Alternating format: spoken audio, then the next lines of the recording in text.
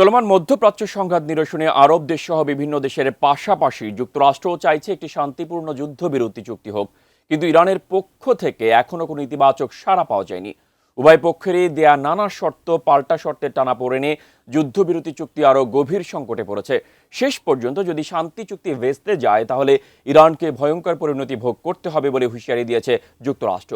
বিস্তারিত ডেস্ক রিপোর্টে।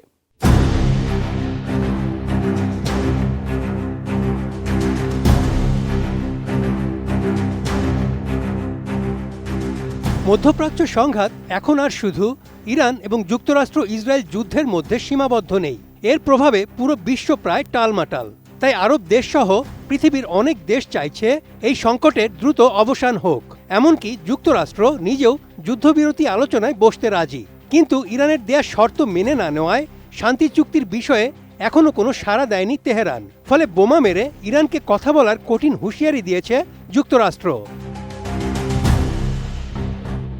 পেন্টাগনে এক সংবাদ সম্মেলনে যুক্তরাষ্ট্রের প্রতিরক্ষা মন্ত্রী পিট হেগসেথ বলেন, ইরানের সঙ্গে যুক্তরাষ্ট্র শান্তি চুক্তি করতে চায়, কিন্তু শেষ পর্যন্ত যদি কোনো চুক্তি না হয় তাহলে ইরানের সাথে বোমা দিয়েই আলোচনা চালিয়ে যাওয়া হবে।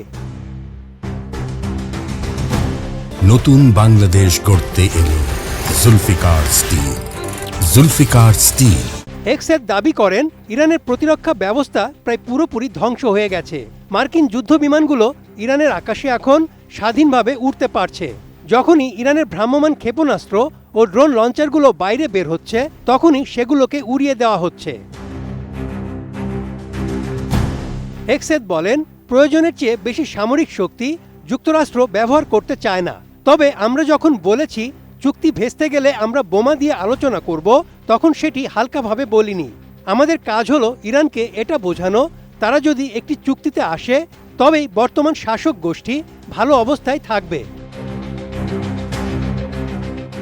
হেগসেথ জানান, তিনি মধ্যপ্রাচ্যে মার্কিন সামরিক ঘাঁটিগুলো পরিদর্শন করেছেন এবং সেনাদের সঙ্গে দেখা করেছেন।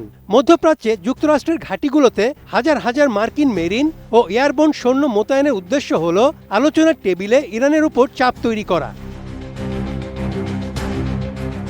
হেগসেথ আরও বলেন, প্রেসিডেন্ট ট্রাম্প ইরানের সঙ্গে একটি যুদ্ধবিরতি চুক্তি করতে প্রস্তুত।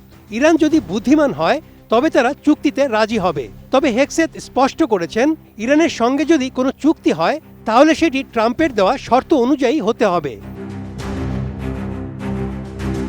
মূলত ইরানের উপর বোমা হামলা ও একই সঙ্গে আলোচনা চালিয়ে যাওয়ার মাধ্যমে যুক্তরাষ্ট্র বার্তা দিচ্ছে যে তাদের শর্ত অনুযায়ী যুদ্ধবিরতি না করলে হামলা অব্যাহত রাখা হবে। এমনকি আলোচনার সুযোগ থাকলেও আক্রমণ একটুও বন্ধ করা হবে না। Desk report, ATN news.